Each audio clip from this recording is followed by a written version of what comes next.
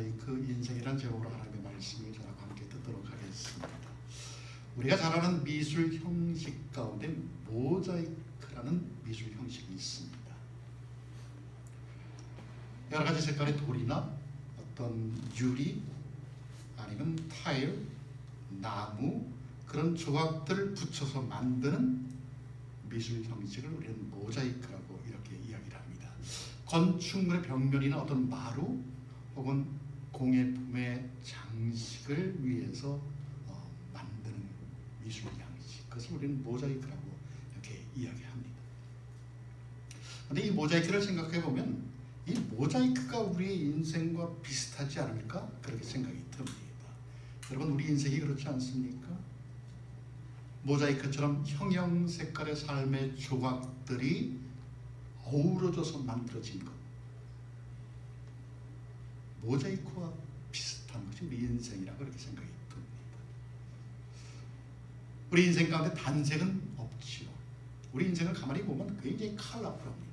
여러 가지 색깔이 어울려 있죠. 빨주노초 파남보, 무지개 색깔처럼 우리의 삶의 모습들이 아주 울긋불긋합니다. 때로는 슬픈 조각이 우리의 삶 가운데 끼어 있고, 때로는 기쁜 조각이 우리의 삶 가운데 끼어 있고, 때로는 원망이라는 조각이, 때로는 성공이라는 조각이, 때로는 실패라는 조각이 우리의 삶 가운데 곳곳에 끼어 있습니다. 마치 모자이크 같은 인생. 그런데 살면서 가끔은 이런 모자이크 같은 인생 가운데 좀 내 마음에 안 드는 것들은 좀 지워버리고 싶은 생각이 있습니다. 이런 부분을 좀 없앴으면 좋겠다. 어떻게 보면 삶의 불필요한 흔적들을 지워버리고 싶은 마음이 우리의 마음속에 있습니다. 또 삶이란 것이 한 번밖에 주어진 것이 아니고 지나가면 과거로 돌아갈 수 없는 것이기 때문에 지울 수는 없습니다. 그렇지만 우리 마음속에 후회스러운 마음이 있어서 그런 것들은 한번 지워버렸으면 어떨까? 이렇게 생각이 든다는 것이죠. 하지만 우리 인생이 지울 수 없습니다. 또 지워서도 안 됩니다. 왜냐하면 우리는 여러 가지 색깔이 어울려져 있는 모자이크 같은 인생이기 때문에 그렇습니다. 여러분, 모자이크가 한 종류만 있으면 모자이크가 됩니까? 아니죠. 여러 가지가 어울려져야 모자이크가 됩니다. 그래서 우리는 원하지만 우리가 원하는 대로 할 수 없는 것, 그래서 그대로 갈 수밖에 없는 것, 그래서 이런 모자이크, 이런 색깔 저런 색깔도 시용할 수밖에 없는 것이 우리 인생입니다. 왜냐하면 그래야 작품이 되니까. 여러분 어떻습니까? 어떤 인생을 봐도 참 굴곡이 없다라고 이야기하기에는 세상이 참 복잡합니다. 얼마나 복잡합니까? 또 세상이 얼마나 만만치 않습니까? 만만한 세상이 아니지요. 우리는 좀 더 나은 세상이라고 해서 여기까지 왔어요.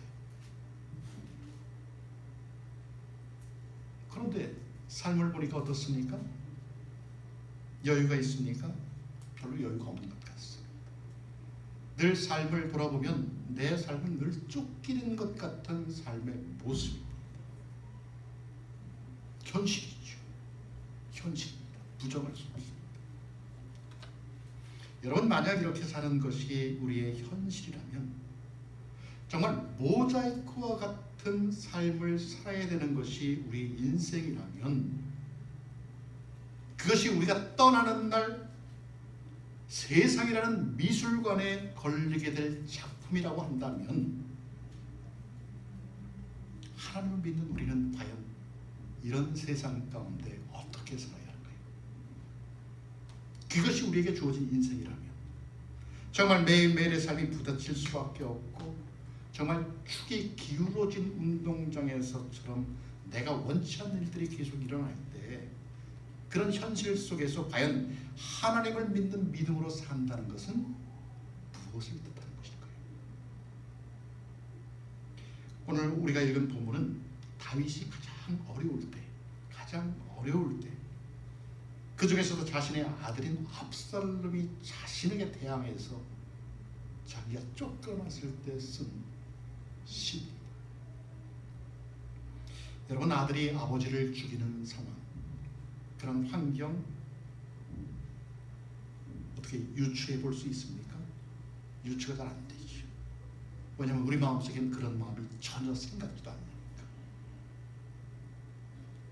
그러나 요즘 세상도 가만히 보면 가끔가다 그런 일이 있습니다. 자신의 부모를 대적해서 부모를 죽이려고 하는 그 목적이 재물이든 무엇이든 간에 가끔가다 그런 일들이 벌어지곤 합니다. 그렇다면 여러분, 그런 일을 당하는 아버지의 마음은 어떨까요? 얼마나 좌절스럽겠습니까? 얼마나 절망스럽겠습니까? 얼마나 탄식스럽고, 정말 아버지로서 자식에게 그런 일을 당한다는 것, 정말 견디기 힘든 시간이 아니었을까 그렇게 생각이 듭니다. 어쩌면 하나님을 믿는 사람 같으면, 하나님, 내가 이런 꼴을 보아야 됩니까? 나를 그냥 데려가 주십시오 라고 기도할 수도 있습니다. 죽고 싶은 것이죠. 그런데 오늘 본문에 나오는 다윗은 그러한 시련 가운데서도, 그런 험난한 상황 가운데서도 믿음을 사용합니다. 믿음으로 그 시련을 이겨내는 것이죠. 그 상황을 극복하는 것입니다. 여러분, 그렇다면 다윗이 가지고 있는 믿음은 어떤 믿음이길래 그런 시련 상황을 이겨내었을까요? 오늘 우리는 오늘 본문을 보면서 다윗이 갖고 있는 믿음을 통하여 우리의 삶 가운데 한번 적용해 보려고 합니다. 첫째는, 믿음을 갖고 살아간다는 것은 하나님 안에서만 구원의 소망이 있는 것을 뜻합니다. 여러분, 아들이 나에게 등을 돌린 세상 얼마나 비참합니까? 부모와 자식 간의 관계가 깨어져서 아들마저 나에게 등을 돌린 그런 세상 얼마나 힘이 들까요? 그렇다면 우리가 살아가면서 이 세상에서 누구를 믿을 수 있을까요? 아무도 믿을 수 없을 것 같습니다. 믿을 수가 없죠. 자식에게 그런 일을 당했는데. 그런데 여러분, 그렇게 힘이 들 때, 다윗이 어떻게 고백하냐면 1절에 보니까 이렇게 고백을 합니다. 나의 영혼이 잠잠히 누구만? 하나님만. 2절에도 보니까 어떻게 이야기합니까? 오직 누구만? 저만. 저만이 누굽니까? 하나님이지요. 또 5절에 보니까 무엇이라고 이야기합니까? 나의 영혼아 잠잠히 누구만? 하나님. 다윗의 고백입니다.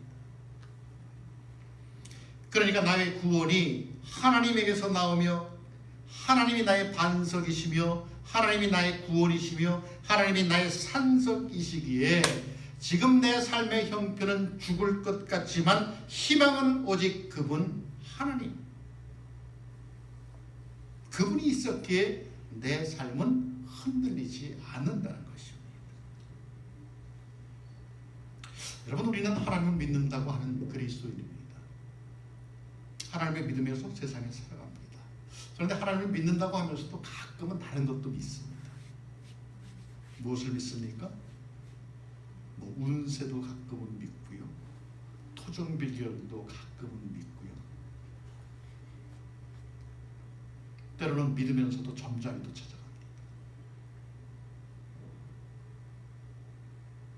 이 미국에 있는 타로죠. 그런 것도 가끔가다 보러 갑니다. 그런데 여러분, 들어보면 보러 오는 사람들 중에 그리스도인이 그렇게 많다고 합니다. 그렇기만 한가요? 돈은 어떨까요? 돈도 믿지요.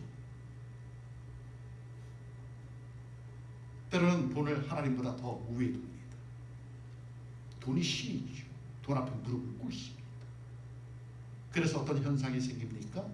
직분을 가진 사람들이 고관대작을 하면서 그 돈 앞에 굴복하여서 믿지 않는 세상 사람들에게 손가락질을 합니다. 우리가 살아가는 이 세상 가운데 일어나는 일들이죠. 여러분 사람은 어떻습니까? 사람도 믿지요. 사람도 믿습니다. 하나님이 아니라 사람을 믿습니다. 그래서 여러분 이단이 생겨나는 것이죠. 사이비 종교가 생겨나고 하나님을 믿는 것이 아니라 사람을 믿기 때문에 이단이 생겨나고 사이비가 생겨나는 것입니다.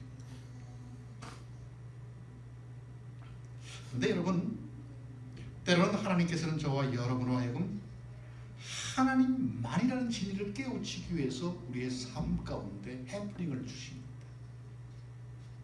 우리가 붙들고 있는 거짓된 믿음의 근거, 하나님을 믿는다고 하면서도 다른 것을 믿는 그 근거를 우리의 삶 가운데 아예 흔들어 버릴 때가 있습니다. 믿었던 사람이 우리를 배신하고요, 믿었던 가족관계가 깨어지고요, 믿었던 직장이 나를 배신할 뿐만 아니라 사업이 나를 배반하고 돈이 나를 배신할 때가 있습니다. 내 삶의 근간을 완전히 뿌리채 흔들어 버리는 것이죠. 그럼 어떻습니까? 캄캄하지요. 얼마나 힘이 듭니까? 관계가 깨어지고 돈이 깨어지고 앞이 캄캄하지요. 사방이 꽉 막힌 것 같은 상황을 허락하실 때가 있다는 것입니다. 그런데 그때야말로 우리가 뭐 할 때입니까? 하나님만을 신뢰할 때입니다.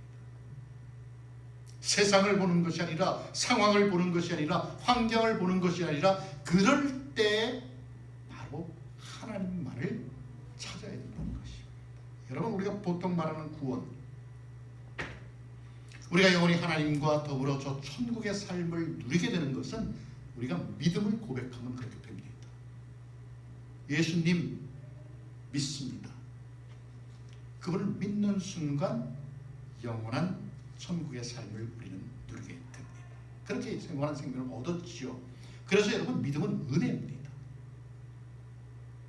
우리가 입술로 시인하여 구원을 받아서 영생을 얻는 것, 그래서 믿음은 여러분 은혜입니다.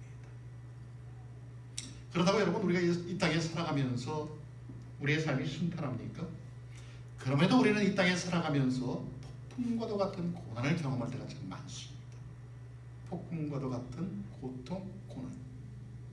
구원은 얻었지만은 우리가 살아가는 이 세상에서 고난은 피할 수 없다는 것입니다. 여러분, 그때는 어떻게 해야 될까요? 우리가 얻은 구원을 새롭게 경험할 필요가 있습니다. 오늘의 고난, 오늘의 폭풍 속에서도 나를 도우시는, 나를 붙드시는 그 하나님의 구원케 하심을 우리가 경험할 필요가 있다는 것입니다. 그래서 지금 내 삶의 모습을 보면 정말 기울어져가는 담과도 같고 무너진 돌담과도 같아서 믿었던 것이 몽땅 흔들리는 것 같은 현실이지만, 그럼에도 불구하고 우리가 묵묵히 이런 세상 속에서 살아갈 수 있는 것은 구원의 소망을 하나님 안에 두었기 때문에 가능하다는 것입니다. 하나님 안에.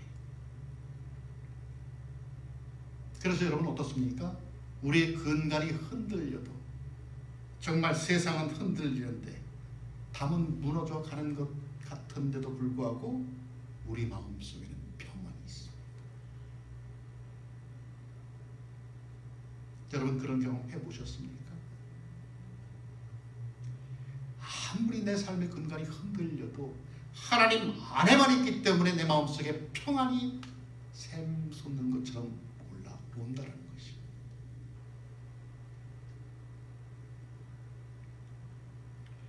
여러분, 내가 잘나서 그럴까요? 내가 그것을 잘 견디어내서 그럴까요? 아니요. 그것은 내 구원의 소망을 하나님 안에만 두었기 때문에 가능한 삶의 모습입니다. 우리가 하나님 안에만 두지 않고 세상 가운데 두면 우리는 도저히 그런 삶을 살아낼 방법이 없습니다.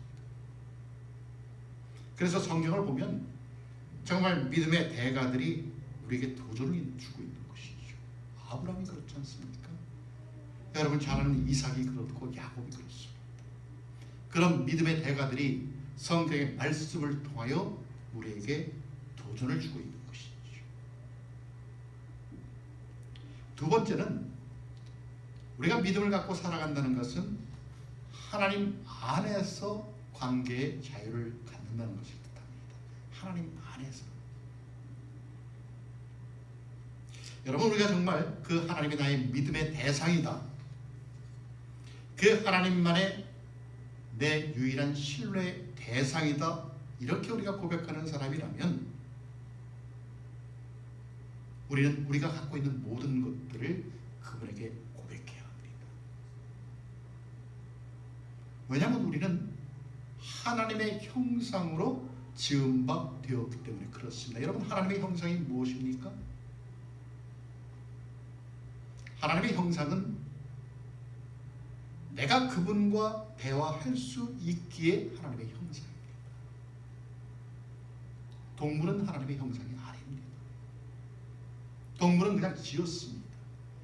그러나 인간, 사람은 하나님과 독자하면서 대화를 나눌 수 있기 때문에 하나님의 형상입니다. 여러분, 우리가 그것을 안다고 한다면 하나님이 우리의 삶을 모르십니까? 다 아시잖아요.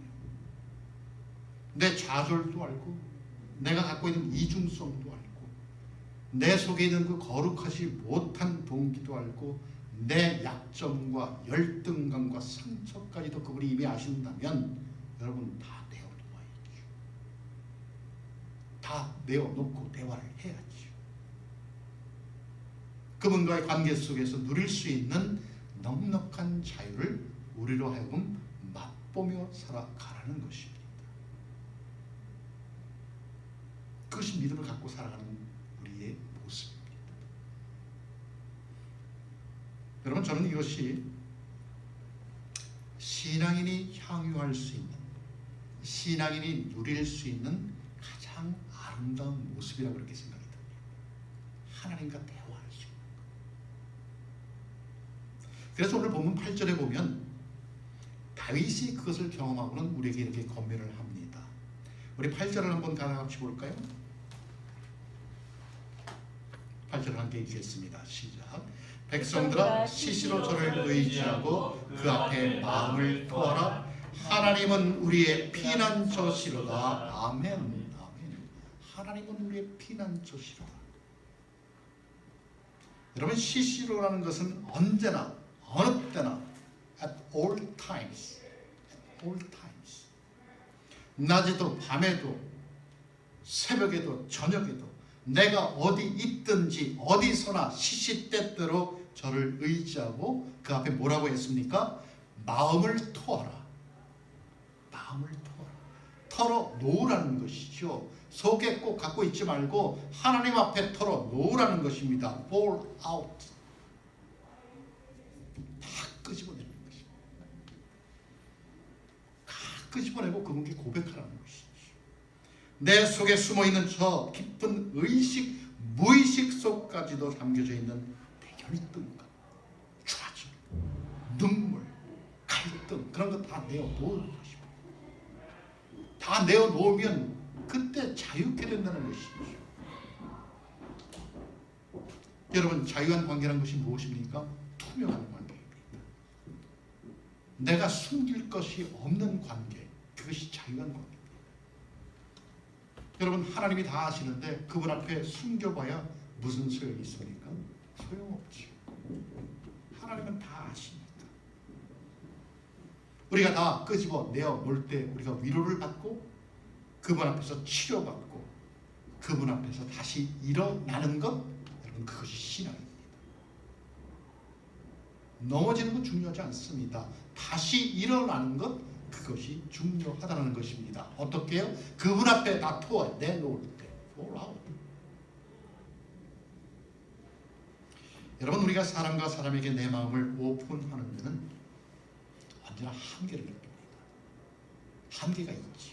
이것을 내가 얘기해야 되나? 이것을 얘기하면 상대가 어떻게 생각할까? 항상 쭈삣쭈삣합니다. 그러나 내 모든 것을 끄집어내서 내어놓을 수 있는 분, 그 하나님 앞에 내 마음을 내어놓으면 우리가 자유하게 된다는 것입니다. 그래서 마음을 토하라. fall out. 왜요? 그분은 피난처이시기 때문에. 말씀하지 않습니까? 그러면 피난처이시기 때문에. 여러분 삶의 형편을 그분께 말하십시오. 절망을 말하고 좌절을 말하고 갈등을 말하고 내게 있는 상처를 그분께 아뢰십시오. 그리고 내 마음 깊은 곳에 숨겨져 있는 내적인 억압을 그분 앞에 말하십시오. 주님, 너무 괴롭습니다. 주님, 너무 답답합니다. 그리고는 이 모든 것을 받으시고 나를 안아주시고 위로하시고 내 상처를 치유하시는 그 하나님을 경험할 때 우리 모두는 거기에서 자유를 경험하게 된다는 것입니다. 그래서 여러분 믿음을 갖고 살아간다는 것은 바로 하나님 안에서 관계의 자유를 갖는다는 것을 의미합니다. 세 번째로 우리가 믿음을 갖고 살아간다는 것은 하나님 안에서 가치의 변화를 갖는다는 것을 의미합니다. 가치의 변화.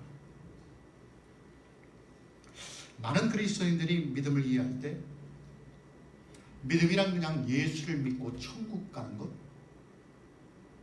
여기서 끝나버립니다. 믿음을 갖고 천국 가는 것. 물론 본질입니다.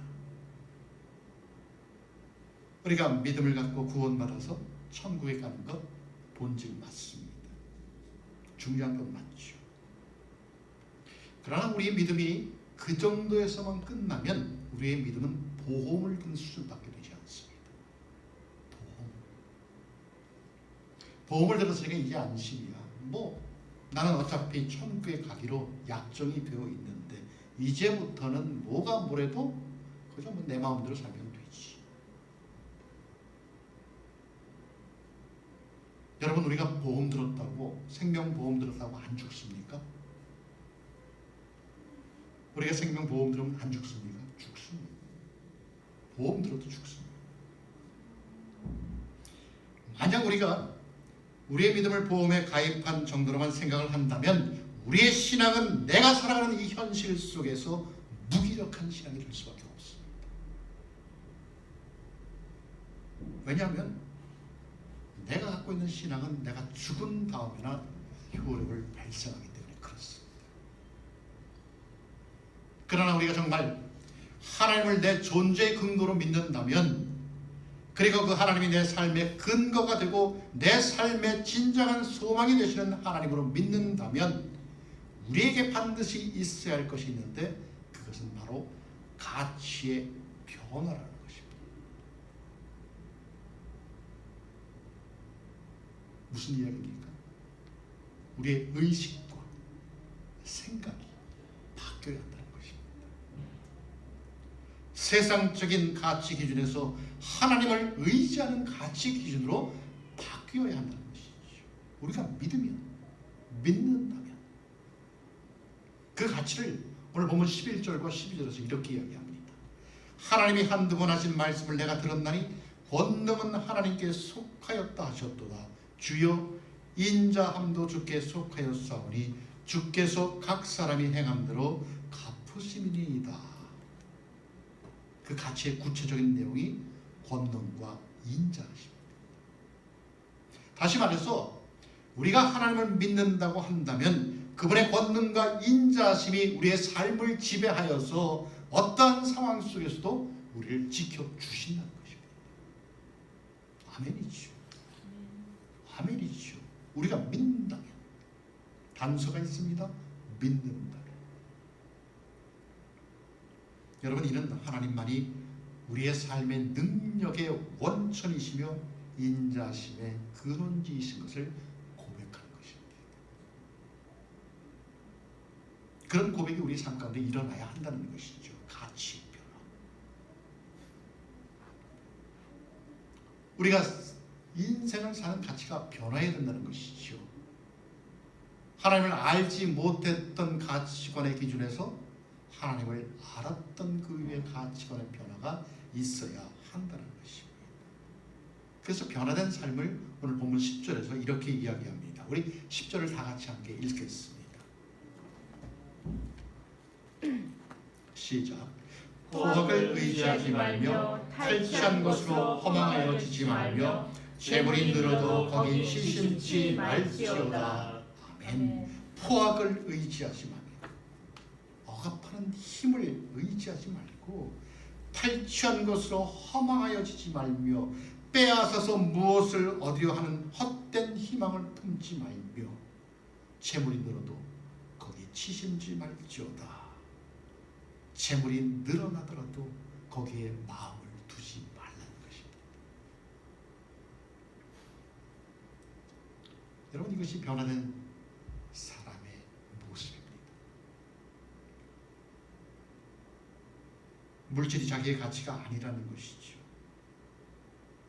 그 모든 것의 근원이신 하나님이 나의 가치의 기준이지, 내가 물질을 가졌다고 그 물질이 내 삶의 가치 기준이 아니라는 것입니다. 여러분, 우리가 하나님을 잘 몰랐을 때는 그냥 세상 살면서 물질이 내 삶의 기준이었습니다. 내 가치죠. 물질이 있으면 모든 것이 다 되는 줄 알았습니다. 저도 그렇게 살았습니다. 그러나 그랬던 나이지만 이제 내가 하나님을 만나고 보니 나의 존재의 이유가 그분이심을 깨닫게 되고, 내 삶의 주인이 내가 아니라 하나님이심을 고백한다면, 그래서 이제는 내가 소유하고 있는 재물을 하나님 위해서 쓸 줄 알고 또 이웃을 위해서 쓸 줄 안다고 한다면 이것이 변화된 가치의 증거라는 것입니다. 여러분, 이러한 변화가 있게 되기를 소망합니다. 기도합니다. 그런데 세상이 어떻습니까? 그렇지 못하는 사람들이 너무너무 많습니다.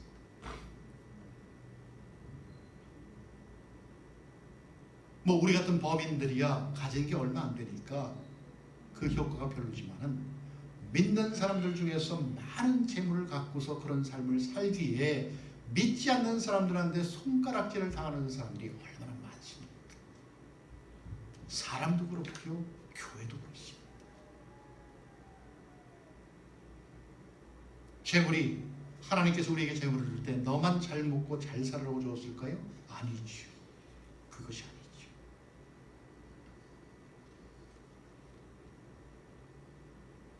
하나님을 사랑하고 이웃을 사랑하는 삶. 여러분, 이것이 기독교의 핵심 가치가 아닙니까? 하나님을 사랑하고 이웃을 사랑하는 삶. 그런데도 재물을 움켜쥐고 나만을 위해서 쌓아놓는다고 한다면 여러분, 부자의 삶을 기억하십시오. 오늘 내가 내 생명을 취하면 가진 것이 무슨 소용입니다. 여러분, 그렇습니다. 믿음의 삶이란 이 변화된 가치를 가지고 정말 변화무쌍한 세상의 한복판에서 정말 하나님의 사람답게 살아가는 것입니다. 주님, 내게 믿음이 있어서 구원의 소망이 있고요. 주님, 내게 믿음이 있어 주님과의 관계 속에서 자유하고요. 주님, 내게 믿음이 있어 돈이 세상을 지배하는 만몬주의 세상이지만, 그런 세상을 살아가지만 그 돈을 따라가는 것이 아니라 어떠한 상황 속에서 돈이 아닌 주님을 우선하는 삶을 살아가겠다는 인생의 가치 변화, 그런 것을 고백하는 것, 이것이 우리가 믿음을 갖고 있는 삶의 의미라는 것입니다. 여러분, 그렇죠. 우리는 예수를 믿고 구원을 받았습니다. 그리고 사후에 육체의 죽음 이후에도 영원한 생명을 보장받았습니다. 그런데 문제는 지금 내가 살아가는 이 세상에서의 삶이라는 것입니다. 여러분, 우리가 살아가는 세상도 중요하지 않습니까? 우리가 예수를 믿기 때문에 영원한 생명을 받았기 때문에 이 세상의 삶이 무가치한 것입니까? 아니죠. 이 세상에서의 삶이 중요합니다. 왜냐하면 내가 추구하는 천국, 하나님의 나라는 이 세상에서의 삶이 끝나면 가는 곳이기도 하지만 지금 내가 살아가는 이 세상에서도 현세적으로 맛볼 수 있는 나라이기 때문에 그렇습니다. 여러분, 하나님의 나라 아시죠? 하나님의 나라가 영토적인 개념이 아니라는 것을, 우리가 살아가는 미국, 우리가 태어난 한국, 그런 나라가 아닌 하나님의 나라는 그분의 통치와 그분의 다스림이 우리의 삶 가운데 있어서 우리가 그분께 순종할 때 내 안에 하나님의 나라가 역사하여 나를 이끌고 나간다는 것, 여러분 아시잖아요.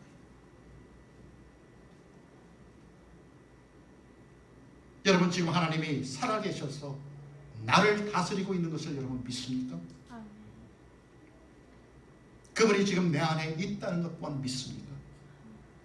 그렇다면, 그것을 믿는다면 여러분은 천국을 소유한 사람들입니다.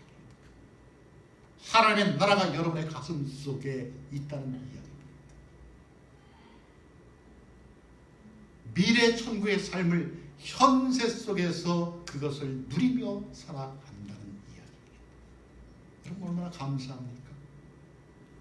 미리 천국을 맛보는 삶. 세상 사람들은 꿈에도 꿀 수 없는 하나님의 나라를 우리는 지금 이 살아가는 현실 속에서 맛보며 살아간다라는 것입니다. 여러분, 지금까지 어떻게 살아오셨습니까? 여러분, 어떤 모습으로 살아오셨습니까?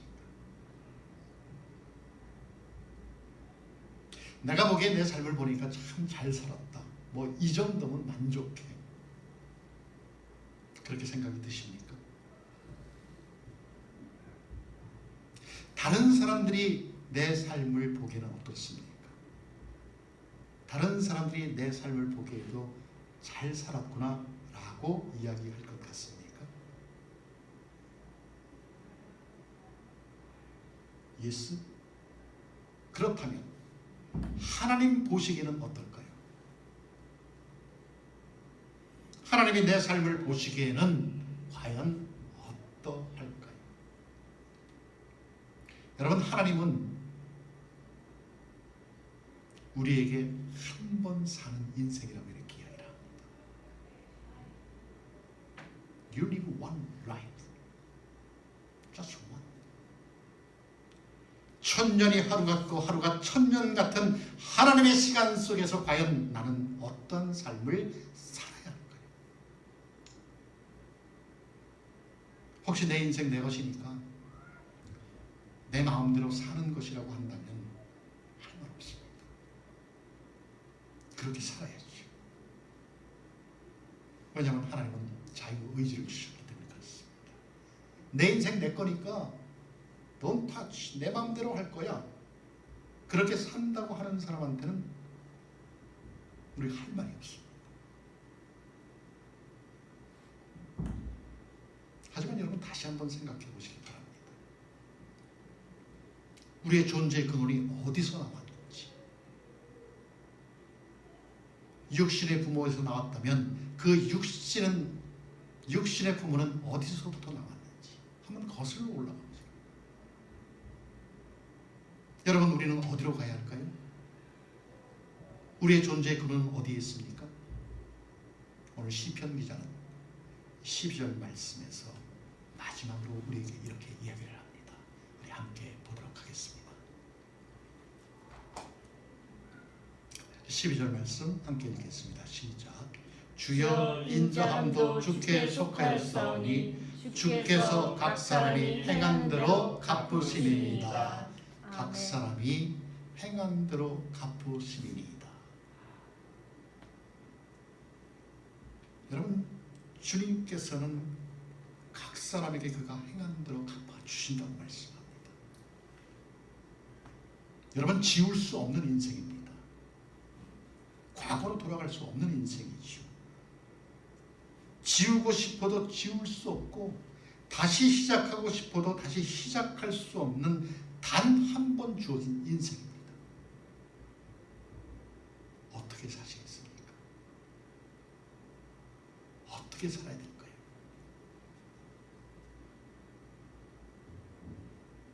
나이가 들어보니까 돌아보니 잠깐 아닙니까? 10대의 그 풋풋했던 것도 20대의 그 통통거리던 것도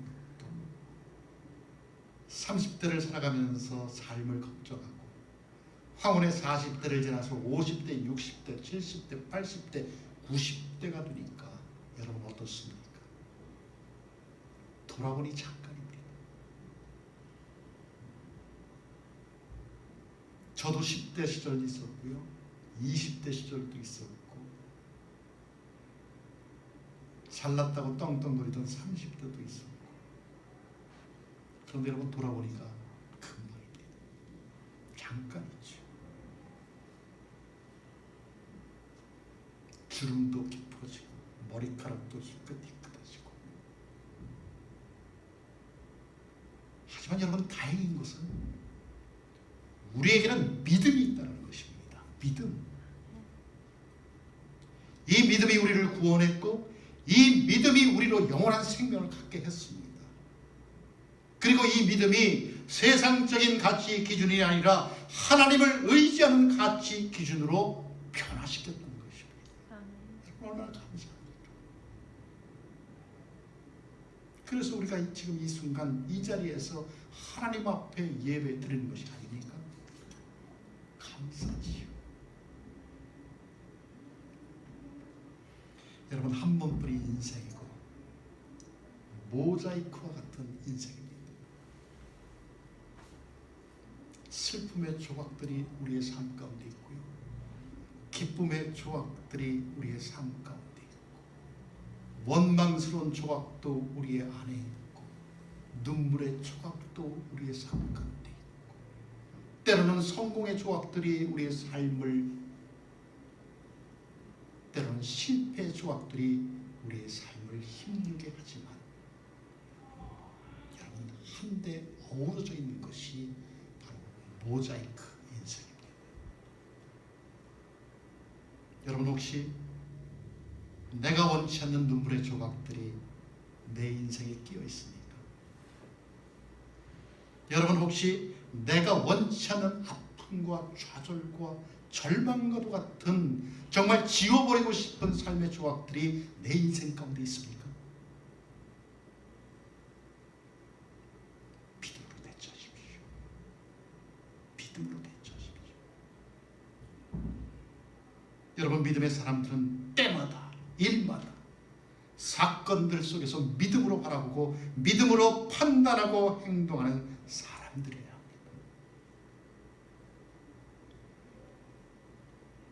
그런 삶 속에서도 나를 향한 하나님의 섭리를 바라볼 수 있는 믿음으로 살아가시기를 바랍니다.